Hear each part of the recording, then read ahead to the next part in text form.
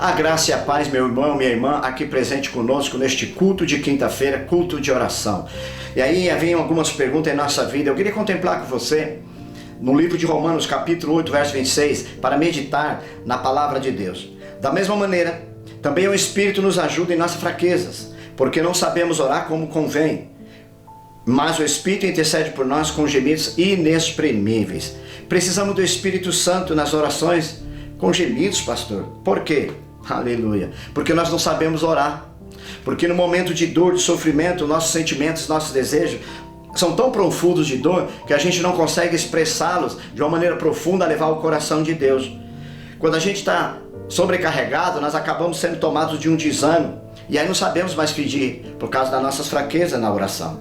E é neste momento de tão grande dificuldade, de sofrimento, de desânimo, que o Espírito Santo intercede. Ele vem como auxílio na nossa fraqueza. Ele intercede com gemidos, irmãos, porque ele sabe como levar, como comunicar aquela dor que está dentro de nós até o coração de Deus. Louvado seja Deus.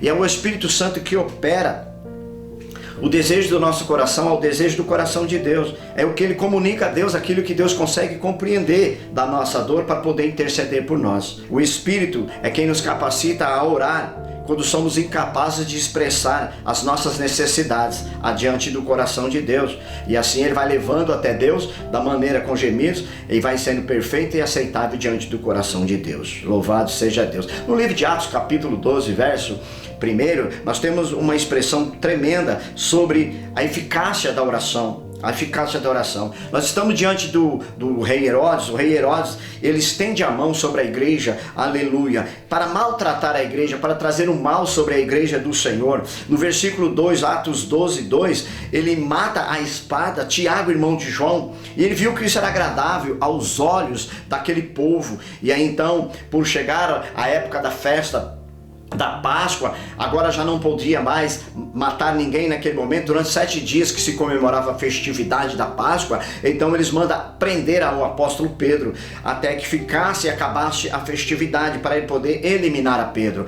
E essa festa durava 7 dias. Imagine agora Pedro colocado dentro de uma prisão, 7 dias de angústia, 7 dias de desespero, naquela angústia, esperando a morte, irmãos, para ser julgado. E é interessante que não tinha como escapar, porque Herodes, ele manda para a prisão Pedro, colocando ali uma escolta de 16 soldados para aprisionar Pedro. Agora vamos imaginar comigo, Pedro preso, sabendo que poucos dias lhe restava como vida.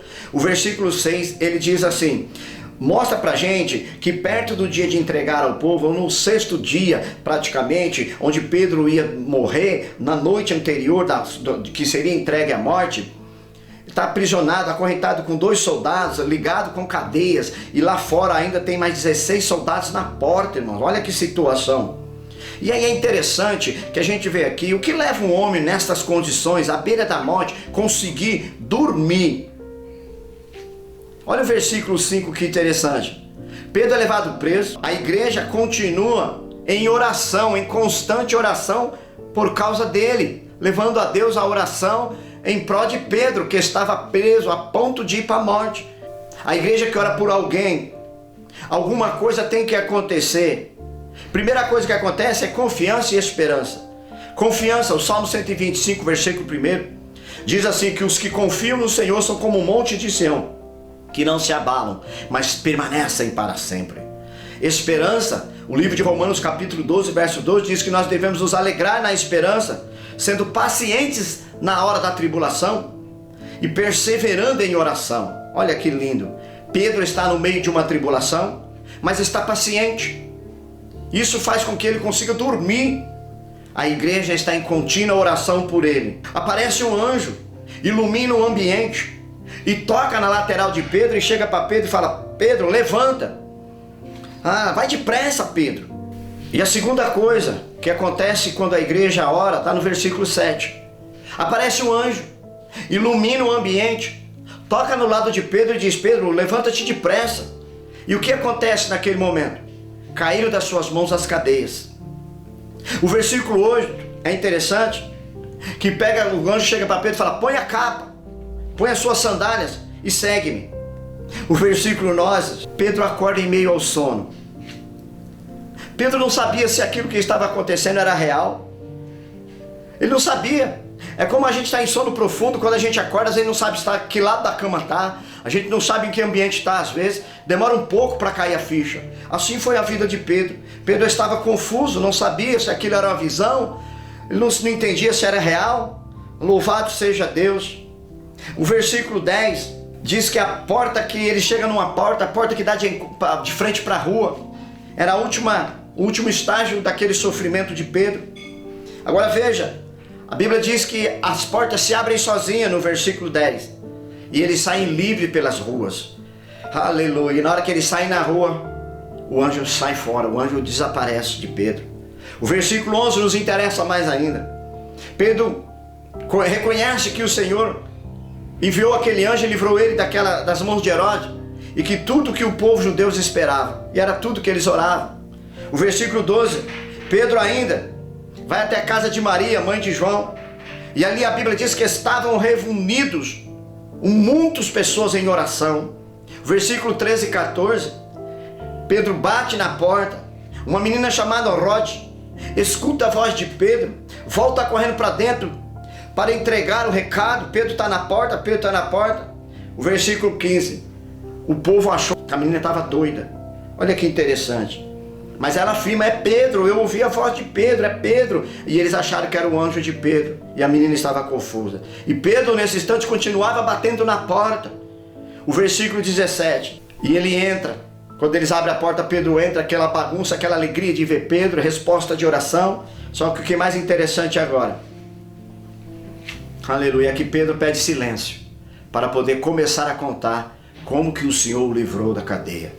E eu acredito que naquele momento Pedro deve ter dito para eles a história do anjo que apareceu, mas o valor da oração deles, interceder por ele. Olha como que é importante a oração da igreja, como é importante a oração do servo de Deus. Nós não oramos só por nós oramos pela tua vida, pela tua causa. E quando oramos, nós não vemos fisicamente, mas espiritualmente, porque é o Espírito Santo que faz a obra de levar até Deus a comunicação que fazemos. E assim, cadeias caem quando a igreja ora. Se é desfeito, prisões, portas se abrem quando há oração. Por isso o Espírito Santo sabe o valor da oração, que ele faz até com gemidos para levar até Deus a sua e a minha causa. Por isso eu te convido agora a colocar a causa. É o seu filho que está prisioneiro? Qual é a prisão? E de quem está prisioneiro? Qual é a causa que te aprisiona ou aprisiona alguém da tua casa, da tua família, do qual a oração da igreja pode fazer a diferença por você, interceder por você, do qual clamamos ao Espírito Santo para interceder por nós? Fecha os teus olhos, curva a tua cabeça, eu quero interceder por você agora. Querido e amado Deus, em nome de Jesus Cristo, nós nos colocamos agora nesta quinta-feira, ó Pai, pós-orações, e aqui estamos em orações, vinculados pelo Espírito, na busca do Espírito, para poder interceder por este irmão, por essa irmã, que está necessitado da intercessão, os valores, ó Pai, da oração. A oração sim pode muito em seus efeitos, e aqui está o exemplo disso. Pai, não importa a cadeia, não importa a prisão, mesmo a pessoa em situação difícil nesta hora, ela vai esperar e confiar no Senhor, porque como o monte de Sião, cai chuva, cai trovão, ele não se abala, ele permanece ali do mesmo jeito, para sempre ele é o mesmo. Então, Senhor Jesus, que suas mãos sejam estendidas para libertar, curar e formar. E eu repreendo, Pai, agora todo laço, todo embaraço, toda cadeia, toda porta de prisão, não importa quantos demônios tenham aprisionando, guardando o mal, interessa agora, Senhor, que a sua palavra que nós meditamos, a oração pode muito em seus efeitos. Então repreendemos todo levante do mal,